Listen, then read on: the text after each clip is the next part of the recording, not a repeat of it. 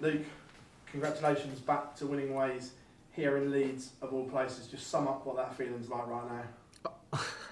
I can't feel, honestly. It's an amazing feeling. You know, this is the greatest one I've won in the Premier League for me. The pressure was on tonight. You know, it felt like there was nothing to play for physically, but you know, for me, I thought, you know, everyone's going to expect you to go out and play well because it's your home. It's not my hometown. Everyone knows that, of course, but it feels like it. And you know, the pressure was on me a little bit to perform because the last couple of weeks ain't been at my best. But you know, wasn't a great start to the year, was it? And I bounced back really well. So you know, that's what I'm capable of. But you know, I got this level in me that can play really well, and sometimes I can play, you know, really average like I have done the last couple of weeks. But yeah, really pleased with the way I bounced back tonight. You talked about nerves coming in. Did you perhaps put extra pressure with the shirt change, the music change to celebrate all things Leeds? Yeah, I probably did put a lot of pressure on myself. I build everything up to be Leeds, everything to be about Leeds. To be honest, you know, yesterday was a media day at Leeds, and you know, you do put the pressure on yourself, but I'd rather it be that way. And if it pays off and you win, then it's obviously a fantastic feeling. And you know, regardless of what would have happened tonight, the crowd were absolutely amazing to me, and I don't get that very often, to be honest. Not that I think that I deserve it more. I just think, you know, it's when you do get it, it's amazing. And Michael gets it in the Netherlands. We was actually talking about earlier, me and Michael. He was like, "How did it feel, you know, having that crowd support?" And he said, obviously, he gets it in the Netherlands, and it feels amazing to him, and it felt really amazing to me. And you know, it's one of those special occasions that you get every now and then, and I was really, really pleased to receive it, and you know, really pleased to black it up as well. You touched on the dip in form there. We've seen you take pretty much a week off away from darts. Did you need that just to obviously refocus the mind and just clear your mind of all the negativity around what your game? Because you were quite, your demeanour on stage last time out wasn't particularly good for you. I know you do it all the time, but it was probably worse we'd seen it in a long time. Yeah, but I must be honest with you, the breeze along the stage in the last 3 out of 4 weeks has been horrific for us. You know, Rotterdam, everyone knows, is awful. It's really tough. Last week was probably worse, you know, and for me, it's probably why you see so much frustration. I know I see all the comments. You see the frustration from me so much because my darts are like somersaulting in the air, and I can't do nothing about it. So my darts are pretty much back heavy. You know, the wind has to be perfect. If it's not good, then they will just somersault through the air, and that's probably why you see, you know, a lot of frustration. But really, I should have been just accepting that I have to get better and learn to it. And tonight there was a little bit as well, to be honest. If you ask Michael, there was a bit of a breeze, but you know, I thought, you know, you can't keep thinking negative, but you have to try and do something about it. And I was trying to stand in a different place or throw them a little bit different, and it worked. But these just little obstacles you have to face. And like I said, I'm still learning. I'm not used to playing in arenas where there's a breeze and it comes across the stage and stuff like that. So you know, I've learned from the mistakes last week, and I won't let that do. I won't, you know, act in that way again. Despite defeat last week, you got a Q next to your name. So was it almost like pressure off? And is it hard to put the O2 to the back of your mind? Because obviously the Premier League, you're playing for a lot of money, a massive title, and being there, only 1 of 4. Is it hard to put that to the back of your mind? It can be, of course, because obviously you know you've qualified, and you could look at it as, oh, there's not too much to play for. But there is for me tonight, because obviously I wanted to win. You know, in the city that I love a lot. The pressure was on, really. I was just, in a way, maybe happier that I would qualified before, that the pressure could have meant too much. Because if I needed to win tonight, then with the added pressure of being in Leeds, it could have took its toll for me. Maybe, who knows? But you know, obviously the pressure off a little bit, maybe helped slightly, and throughout the whole, you know, whole night, quarter semis final, I think I played pretty decent, to be honest. Congratulations. Thank you, Phil. Luke, do you feel this night has almost come at the perfect time for you in Leeds to kind of reinvigorate you going into the last couple of weeks and particularly the playoffs? Yeah, it's fantastic. You know, obviously for me, I think that, you know, all that matters is making it in the O2. You know, 1917 is all that matters. So if you can win 1917, it doesn't matter what you've done before. And how proud an achievement is it for you to be in the playoffs on your debut in the Premier League? It's fantastic. You know, obviously everyone, you know, thought at the start of the season that it wasn't going great, and you know, I said, everyone just judge me on the way it happens afterwards. You know, you can't judge someone on a couple of weeks of a couple of bad performances. What I've done this year is the same as I did last year, to be honest. Early exit in Bahrain, early exit in Copenhagen, we could say the same for Den Bosch. and early exit in the Masters, and look what happened at the end of the season. So, how you back it up at the end is all that matters. Do you think that's testament to your character, how you bounce back so quickly? Yeah, I don't know, to be honest. I think sometimes the negative comments you get that's the one that can drive you on, to be honest. So yeah, I think that's the driving factor sometimes, is to prove people wrong. Thank you. Luke, obviously we spoke that this was going to be an emotional night. Mm. Did you dare to look across to your family and your dad at some time? I think you were getting close at the end of Yeah, the slide, yeah, that the tears were coming. Yeah. Did you dare to look, or did you think, I better not do that because it's going to... I did a little bit. I did. No, it wasn't going to be like an emotional and tears wise, but it was just one night. I would have loved to have won. Obviously, this trophy here has got the name on the Leeds, and obviously I don't want to make my career too much about being a football fan. That's it's just a small part of my life. Being a dart player is also and being a family man is the main part of my life. But for the experience tonight, it was amazing to go on and win. It's just a special feeling, to be honest. It's something that I can't really explain to all the viewers at home because, I don't really know how you can explain it to people. But as being a football fan and winning in the home city of them, it obviously means so much to me. So, I had to battle really hard tonight, but really pleased I won. The one word that seems to loom up with you quite a lot, and as Phil spoke about earlier, you put pressure on yourself tonight, almost by all the shirt and the song and everything. The word that you mentioned as well as bottle, and when it's all come to the crunch at different points, at the pinch points, you've come up with that. You've now got to do that in 2 weeks. Yeah, sometimes it's one of them things. I think sometimes you've got the bottle, and then sometimes you haven't. I think there's many times where I've had that played incredible under pressure, and was like, oh, you got so much bottle, and there's sometimes where I haven't been great under pressure, and I've not got that bottle. I don't think I've got the bottle. I just think sometimes you're good under pressure, sometimes you're not. It all depends on the circumstances. Obviously, I was fantastic under pressure last year. In my first major win, and obviously fantastic under pressure in that final against Michael for the Players' Championship finals. Fantastic under pressure against Luke in the final of the World Championships, and then who knows? I could be in the Premier League, and being under pressure, I could be unbelievably rubbish. So you just don't know how you're going to be under pressure, no matter what you are, where you are, number one world champion. That pressure can sometimes tell, and it will happen to Luke and me and Michael and Nathan and Michael Smith and Rob Cross. It just sometimes, some days you're better under pressure than others. But like you say, night 17 is what means the most. If you've got the bottle there and you play well and you peak at the right time, then that's all that matters. Thank you, mate. Luke, you've pretty much had now a full Premier League season. First time you've had one. How have you found it with not just the playing, but all the travelling and then the Pro Tours and the Euro Tours and all that combined? Yeah, honestly, I found it really hard, to be honest. I knew it was going to be hard. But, when you're travelling around and you're here, there, everywhere, it is really tough. I won't lie, it is really tough, especially when you've got a young family. Obviously, my son, I miss him a lot, and that was a major factor as to why I took that little break, to be honest. I took the break from the 5th Euro Tours at Graz, and then obviously I missed the Pro Tours.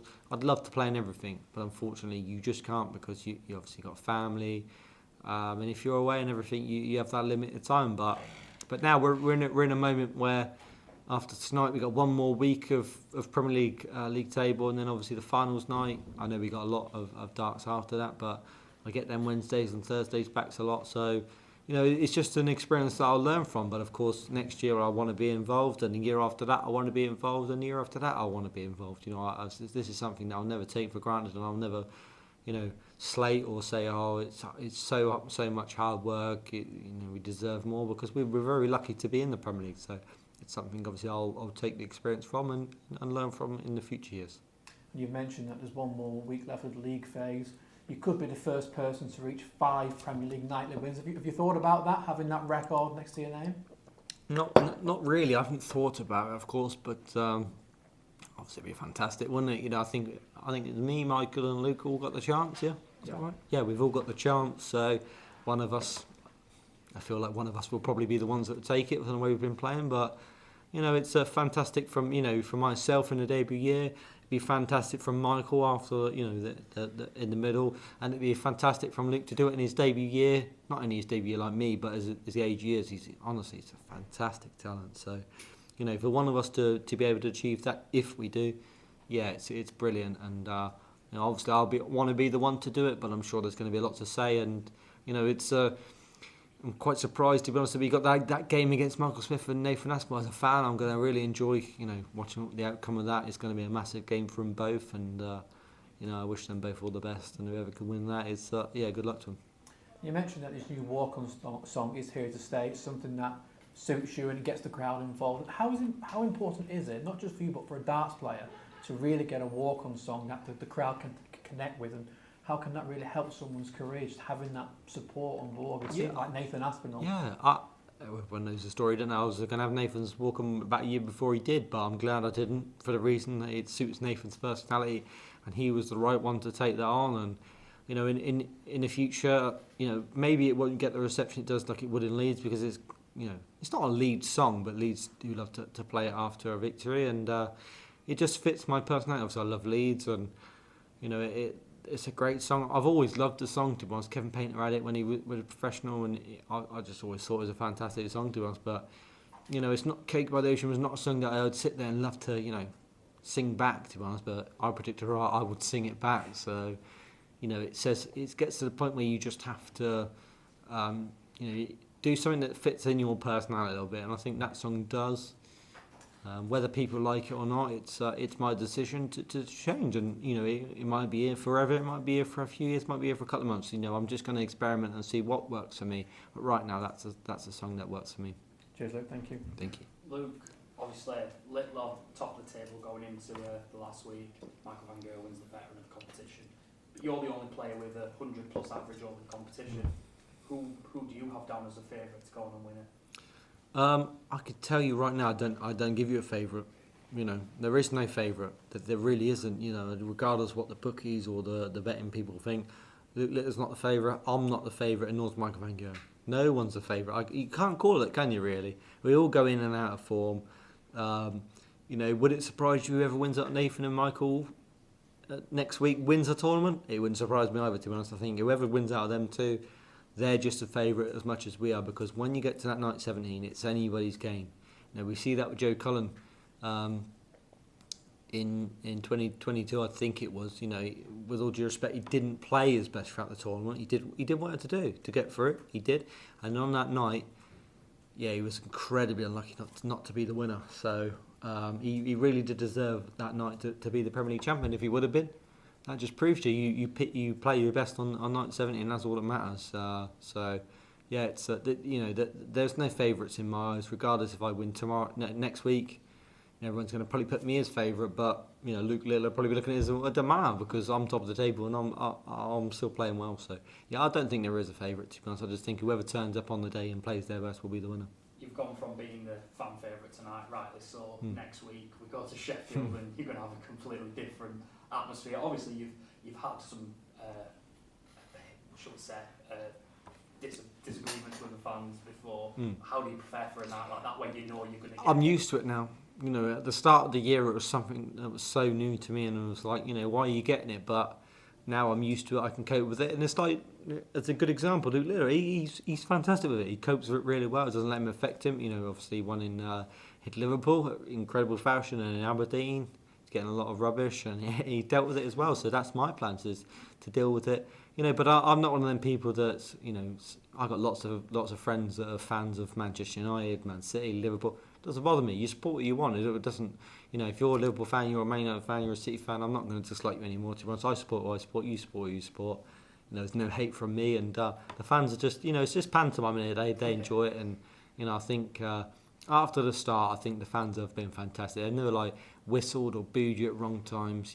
I think that tonight, including the people I played, there was no whistling or booing for the players I played, and that's what we want. Cheer your favourite, and that's all we ask for. So I think the crowds have been absolutely amazing. If they are next week what they are, that so be it. But you just touched on Littler's on stage, and especially we've seen the past few weeks. We saw it tonight. He's getting even more confident and vibrant on that stage, which is completely the opposite to how you portray yourself.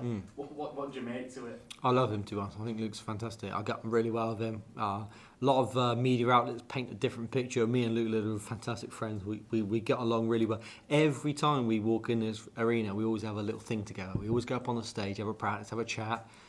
for 20 minutes or whatever, and have a little talk about what's gone on through the week, and that's just our thing. And everyone can paint a picture of we're rivals, this, that. No, we are rivals. We want to beat each other, but you'll never get the negativity between us both because we get on really well, and that's it. And he respects me as a fantastic player. I respect him as an unbelievable talent and fantastic player as well.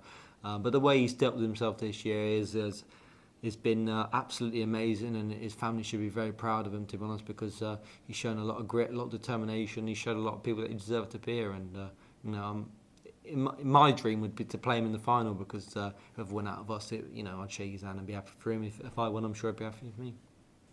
Thank you. Just circling back to tonight, when you missed the match start, how did you refocus and prepare for?